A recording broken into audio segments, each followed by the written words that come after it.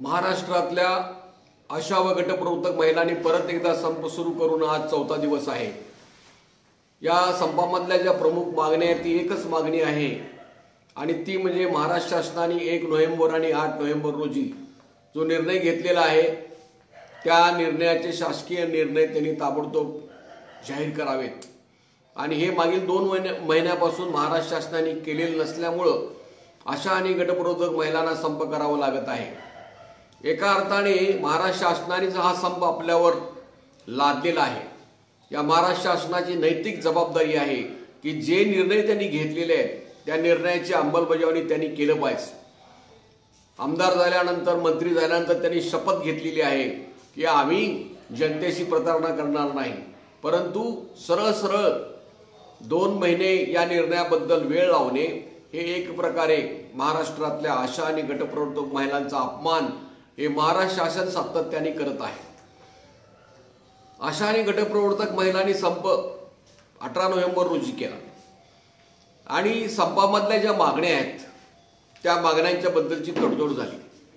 पण ज्या आम्ही मागण्या केलेल्या आहेत किंवा आज आपण विचार करीत असताना आशा आणि गटप्रवर्तक महिलांनी असा विचार केला पाहिजे की फक्त शासकीय निर्णय हा आशय या संपाच्या मागे नाही। संपाची बाब भारत सरकारचे कामगार विषयक कायदे जे आहेत औद्योगिक विवाद अधिनियम इंडस्ट्रियल डिस्प्यूट ऍक्ट त्याच्यामध्ये संप करण्याचा अधिकार कामगारांना दिलेला आहे। ज्यावेळेस कामगारांचे प्रश्न मालकाकडून किंवा सरकारकडून सोडवले जात नाहीत, न्याय प्रश्न सोडवले जात नाहीत, त्यांच्याकडे अर्ज विनंत्या केल्या जातात, निवेदनं दिली जातात, चर्चेची मागणी केली जाते, वाटाघाटी केल्या जातात आणि तरी सुद्धा जर त्यांनी मागण्या मान्य केल्या नाहीत तर मग संप करण्याशिवाय पर्याय राहत नाही। आणि असा संप करण्याचा मूलभूत अधिकार डॉक्टर बाबासाहेब आंबेडकर यांनी घडवलेल्या घटनेनुसार ही जी काही औद्योगिक विवाद अधिनियम आहे त्यानुसार आपल्याला हा हक्क आहे। त्यामुळे या संपाबद्दल आशा आणि गटप्रवर्तकांनी विचार करताना स्वतःच्या मनामध्ये अपराधी भावना जाणीव अजिबात ठेवता कामा नये। उलट या संपातल्या मान्य केलेल्या मागण्या हे सरकार मंजूर करत नसल्यामुळे या सरकार विरुद्धचा संताप आपण व्यक्त केला पाहिजे।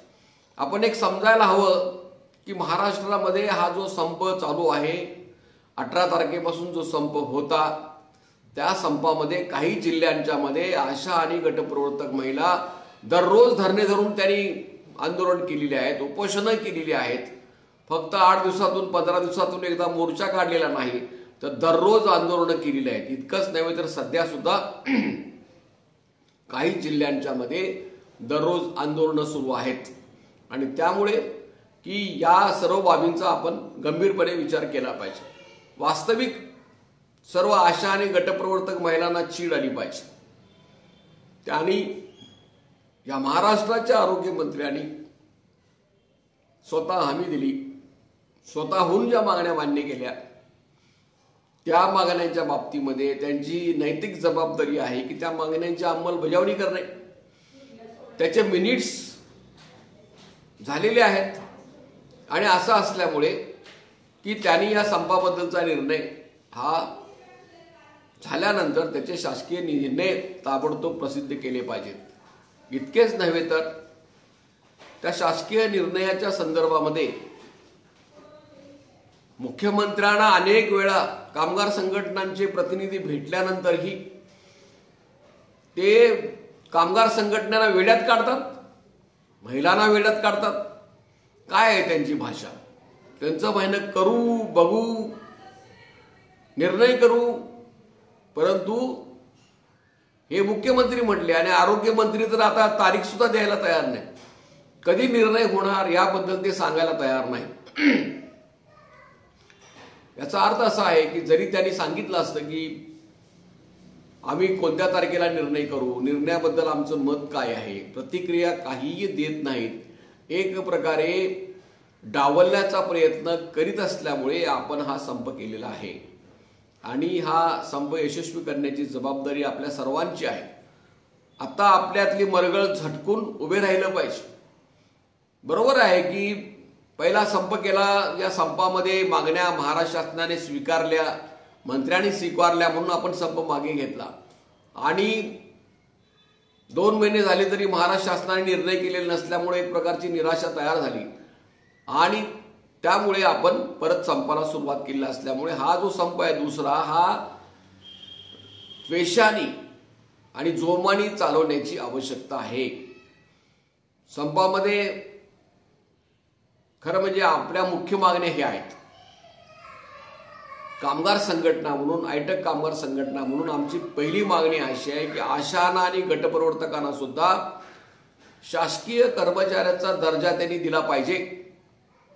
आरोग्य सेवेमध्ये त्यांचे शासकीय कर्मचारी म्हणून नेमणूक केली पाहिजे, परंतु या पहिल्या मागणीबद्दल ते कधीही धडपणे बोलत नाही आणि त्यांचं काहीच बिघडत नाही असं केलं तरी हे वास्तव आहे।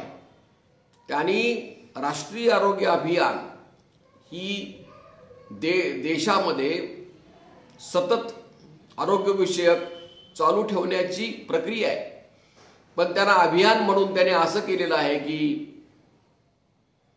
ते 5 वर्षापर्यंत त्याची मुदत घेतली जाते, दरवर्षी त्याचा PIP त्याला केला जातो, परंतु ही एक जनतेच्या आरोग्यविषयक अत्यंत महत्त्वाची योजना त्याचं रूपांतर कायम योजनेमध्ये त्याने अद्याप केलेलं नाही आणि ते करून त्यांनी आशा आणि गटप्रवर्तक महिलांना शासकीय कर्मचाऱ्याचा दर्जा दिला पाहिजे। ही पहिली मागणी आहे। दुसरी मागणी अशी आहे की जोपर्यंत तुम्ही शासकीय कर्मचाऱ्याचा दर्जा देत नाही तोपर्यंत तुम्ही महिन्याला 26,000 रुपये किमान वेतन दरमहा दिलं पाहिजे। 26,000 आज कामगार संघटनेने देश पातळीवर मागणी केलेली आहे। कशासाठी?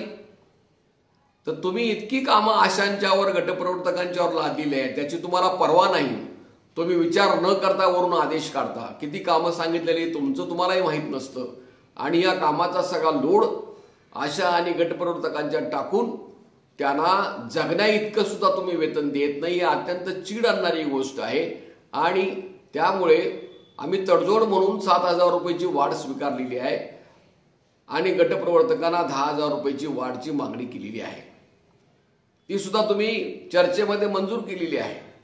तर असं असल्यामुळे की वाढत्या महागाईच्या काळामध्ये आमचं जे आशांचं गटप्रवर्तकांचं मानधन आहे ते महागाईशी जोडले गेलेलं नाही। ज्या वेळेस मागणी करायची प्रत्येक वेळेस संप करावा लागतो। भारत सरकारने तर 2018 साली दर ठरवून टाकलेले आहेत कामावर आधारित मोबदल्याचे आणि इतकी वर्ष झाली तरी 5 वर्ष होऊन गेली तरी सुद्धा ते जे कामावर आधारित मोबदल्याचे दर आहेत त्याच्यामध्ये काही बदल त्यांनी केलेला नाही। 26,000 रुपये मिळणे महिन्याला आज तरी हा आशा आणि गटप्रवर्तक महिलांचा हक्क आहे, त्यांच्या कामाच्या प्रमाणात मिळायला पाहिजे। कायम कर्मचाऱ्यांच्या इतकं ते काम करतायत, त्यांना दररोज 8 तासापेक्षा जास्त वेळ काम करावं लागतं आणि हे झारीतले शुक्राचार्य आम्ही अनेक वेळेला मुंबईमध्ये शिष्टमंडळामध्ये चर्चा करताना त्यांना म्हटलं तुम्ही आशा काय काम करतात ते तुम्ही एकदा मोजा, त्याचा अभ्यास करा, आम्हाला बरोबर घ्या, आशांना बरोबर घ्या, गटप्रवर्तकांना बरोबर घ्या, काय काम तुम्ही देताय ह्याच्याबद्दल त्यांची चर्चा करायची तयारी नाही आणि दररोज एक काम लादलं जातं। आज जी ऑनलाईन कामाबद्दलचा संताप आशांच्यामध्ये आहे हा चुकीचा नाही का, ऑनलाईन कामाचा संताप अजिबात चुकीचा नाही, परंतु हे मानायला तयार नाहीत आणि त्यांचं म्हणणं असं आहे की भारत सरकारने आम्हाला सांगितलंय त्याच्यामुळे आम्ही हे सांगतोय, परंतु या ऑनलाईन कामाबद्दल त्यांनी साधनं पुरवलेली नाहीत आणि इतकंच नव्हे तर तिला दररोज जे काम करावं लागतं त्याची पर्वा केलेली नाही। अनेक ठिकाणी आज रेंज मिळत नाही, ते अँड्रॉइड मोबाईल मधलं जे आधुनिक तंत्र आहे ते काम करत नाही आणि तासनतास महिलांना त्यासाठी वाट पाहावं लागतं, त्याच्यामध्ये खूप वेळ जातो, मनस्ताप होतो, याची कसलीही पर्वा करायची चर्चा करायची आज त्यांची तयारी नाही। एकतर्फे वरून काम लादणे हे सगळा प्रकार चालू आहे आणि अशा वेळेला आपण संपाबद्दल लेचापेचा विचार करता कामा नये। आपण हा जो संपाबद्दल काही आशांच्या मध्ये गटप्रवर्तकांच्या मध्ये गोंधळ आहे तो काढला पाहिजे आणि जे आपण कृती करण्याचा निर्णय घेतलेला आहे त्याच्यावर आपण ठाम राहिलं पाहिजे। एक आशाने आणि गटप्रवर्तकांनी लक्षात घ्यायला पाहिजे हा निर्णय एका गावावर अवलंबून नाही, एका प्राथमिक आरोग्य केंद्रावर अवलंबून नाही, एका जिल्ह्यावर सुद्धा अवलंबून नाही, ही एक किमान राज्यव्यापी यंत्रणा आहे. राज्याच्या पातळीवर निर्णय होतात, त्यामुळे राज्याच्या पातळीवर आशा आणि गटप्रवर्तकांना सुद्धा निर्णय करावे लागतात. म्हणूनच महाराष्ट्रातल्या आशा आणि गटप्रवर्तकांच्या मध्ये काम करणाऱ्या किमान 5 संघटनांनी एकत्रित येऊन एक संयुक्त कृती समितीच त्यासाठी स्थापन केलेली आहे. आणि त्यामुळं त्या कृती समितीमार्फत महाराष्ट्रातल्या 72,000 आशा व 4,000 गटप्रवर्तक महिलांच्या पर्यंत निरोप जातो आणि त्याची बांधणी केली जाते आणि संप केला जातो. त्यामुळे हा निर्णय संपामध्ये राहायचा का नाही हा व्यक्तिगत असू शकत नाही, एका प्राथमिक आरोग्य केंद्राच्या पातळीवर असू शकत नाही, एका जिल्ह्याच्या पातळीवर असू शकत नाही. हा संपूर्ण राज्याच्या पातळीवरचा निर्णय आहे आणि त्यामुळं त्या निर्णयात आपण बरोबर राहणं आवश्यक आहे. आणि त्याच्यामध्ये विस्कळीतपणा येणं म्हणजे आपला लढा कमजोर होणं आणि त्या लढ्याच्या कमजोराचा परिणाम म्हणजे ज्या मागण्या मंजूर करून घ्यायच्या आहेत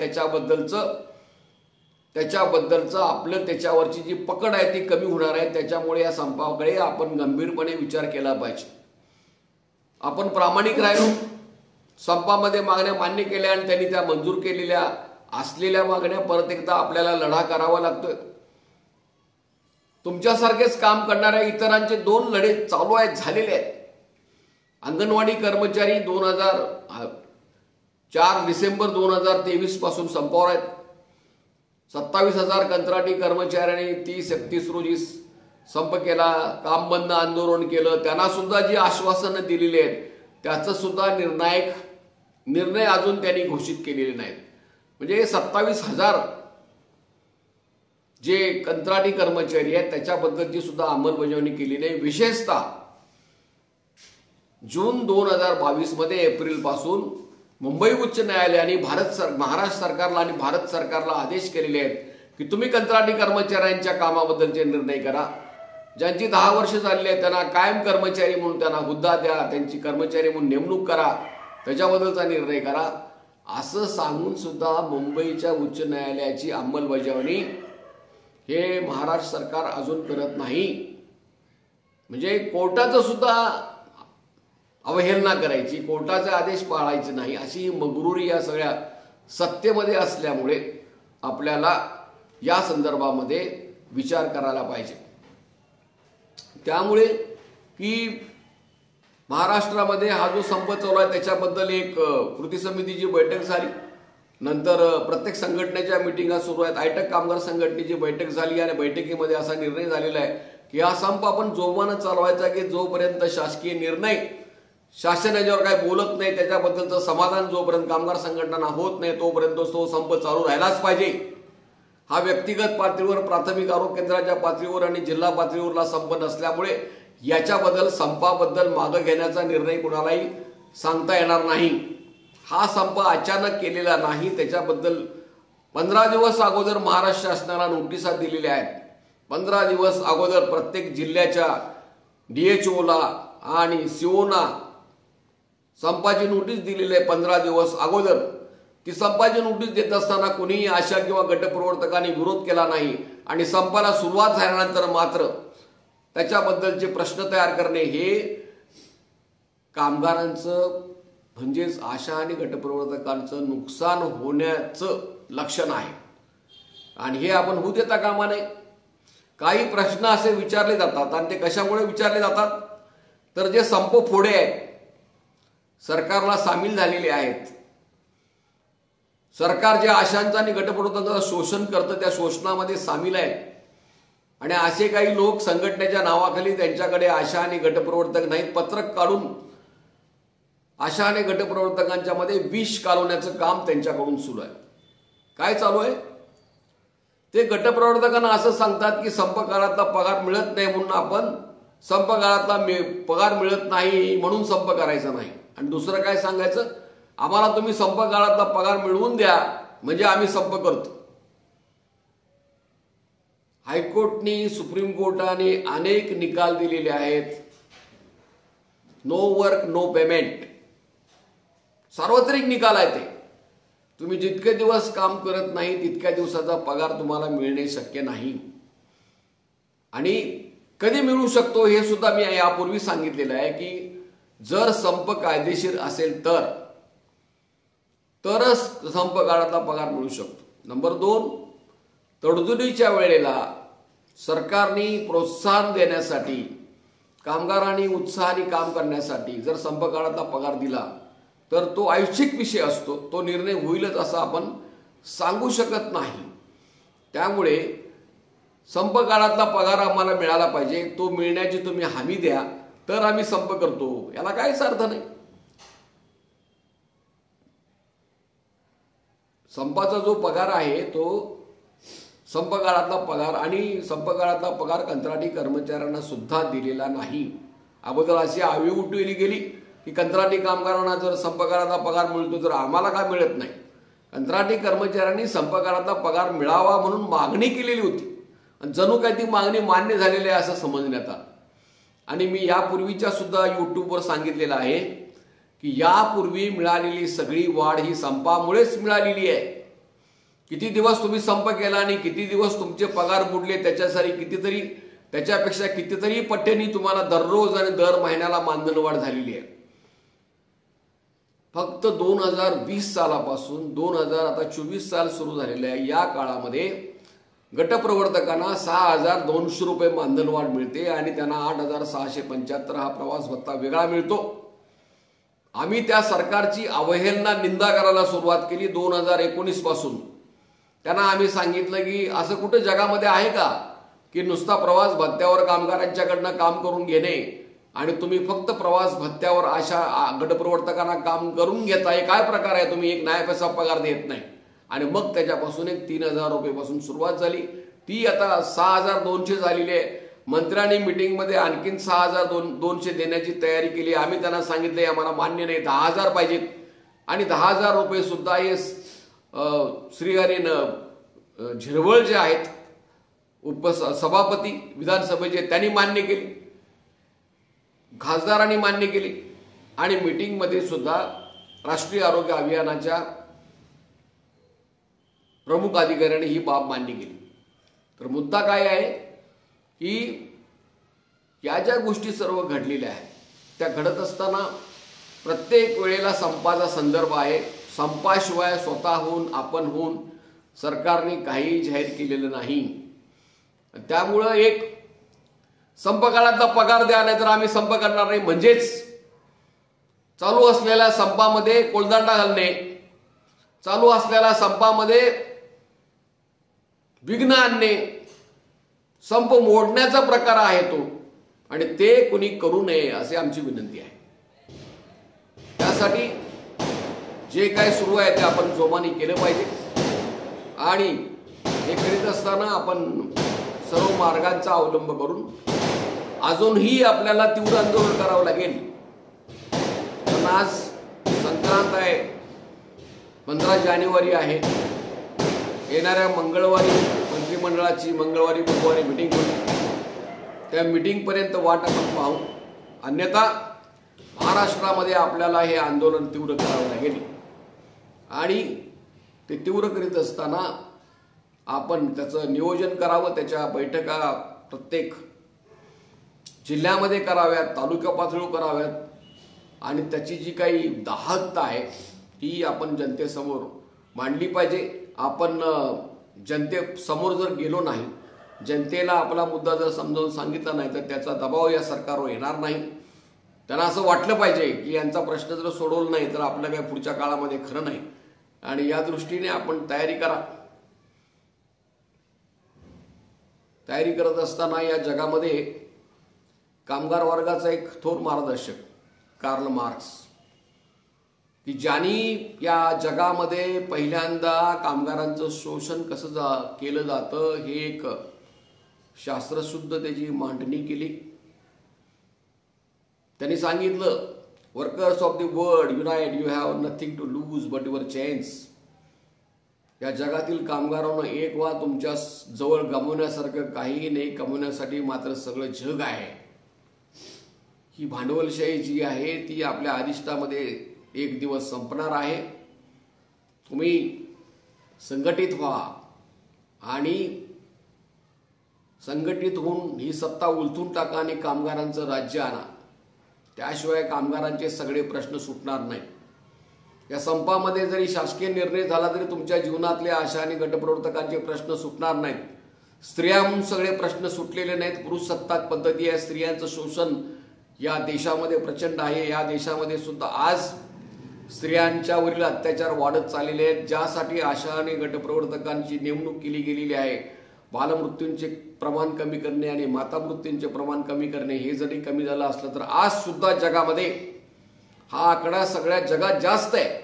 आज हे भारत सरकार आरोग्यावर फक्त 2% खर्च करतं. यांनी जर 60% पर्यंत इतर जगाप्रमाणे केलं तर 26,000 महिन्याला काय 50,000 रुपये सुद्धा देणं परवडणार आहे.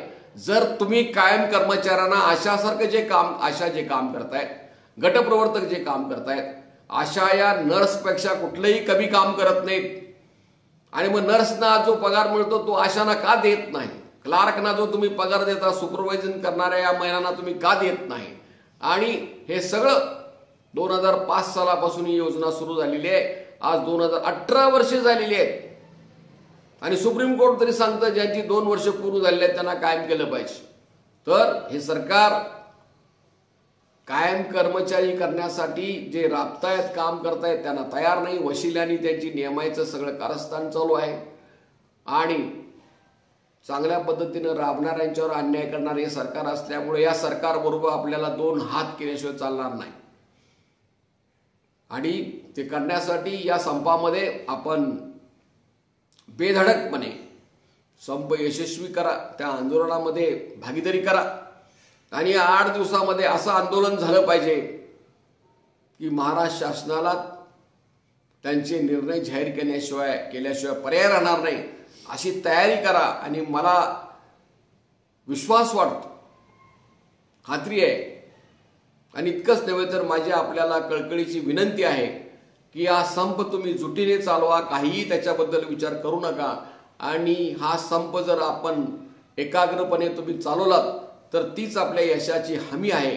आणि या पद्धतीने आपण तो लढा मजबूत करा एवढी विनंती करून आज मी माझे मुद्दे पूर्ण करीत आहे. धन्यवाद.